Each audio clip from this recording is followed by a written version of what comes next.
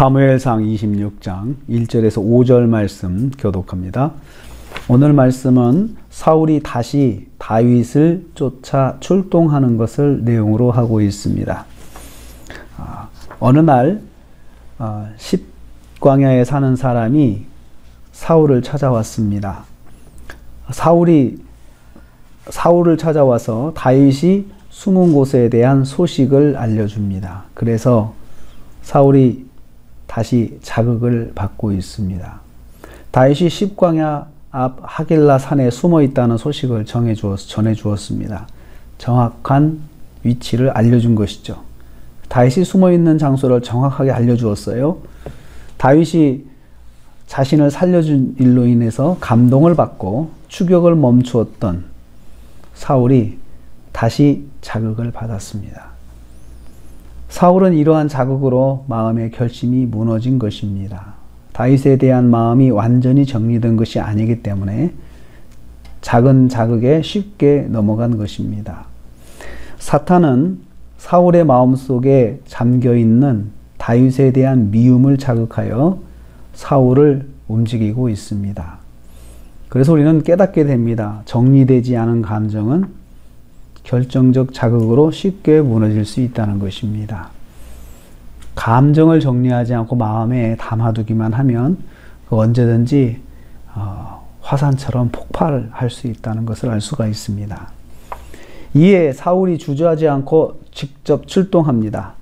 1절과 2절 사이에 보면은 사울의 갈등이 보이지 않습니다. 내가 이런 마음을 먹었는데 뭐 가야 되나 어쩌나 이런 갈등하지 않고 바로 출동합니다. 사울이 일어나 십광야에서 다윗을 찾으려고 그래서 십광야로 내려갔다라고 이렇게 사울의 즉각적인 반응에 대해서 성경이 기록하고 있습니다. 3,000명의 특공대를 구성해서 십광야로 내려갔습니다. 그리고 다윗이 숨어있는 하길라 산 길목에 진을 쳤습니다. 다윗이 도망가지 못하게 길목을 완전히 차단한 것입니다. 이제 다윗은 도간에 든 쥐 같은 상황이 되고 말았습니다. 사울이 포위망을 좁혀서 산에 들어가기만 하면 다윗은 잡히게 된 것입니다. 사울은 여기에 군사령관으로 아브넬을 데리고 갔다라고 5절에 표현하고 있습니다. 아브넬은 사울의 숙부입니다. 요나단을 데려가지 않고 자신의 숙부인 아브넬을 데리고 간 것을 볼 수 있습니다. 가장 믿을 만한 사람을 데리고 간 것이죠. 가장 믿을 만한 사람과 그 다음에 확실한 군인들 3,000명을 데리고 다윗을 쫓아갔습니다.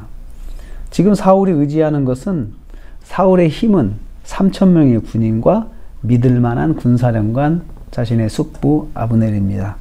사람을 의지하고 자기 힘을 의지하고 지금 다시 자기 욕심을 채우기 위해서 활동하고 있는 것을 볼 수 있습니다. 이에 다윗이 적극적으로 이제 대항을 합니다. 이번엔 다윗은 숨어 도망하지 않았습니다. 적극적으로 대항합니다. 먼저 정탐꾼을 보냈습니다.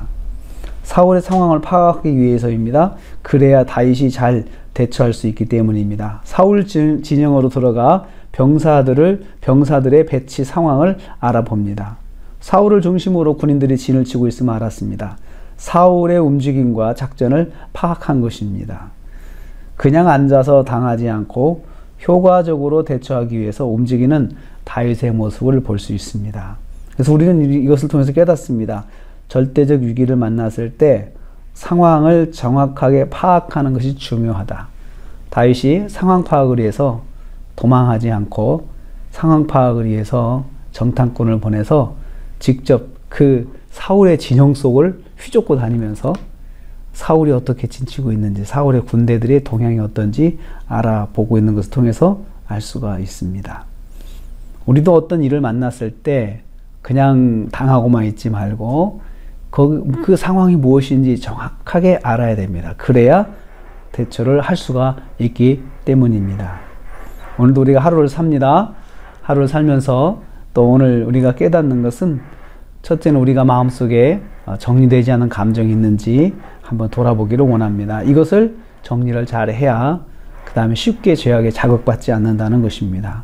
그리고 어떤 위기를 만났다면 그냥 위축되지 말고 그게 무엇인지 한번 잘 알아보고 또 파악하는 것이 중요하다는 것입니다. 그래서 오늘 하루도 저와 여러분이 하나님 그 말씀 안에서 우리가 또 승리하는 하루가 되시기를 주님의 이름으로 축복합니다. 하나님 감사합니다.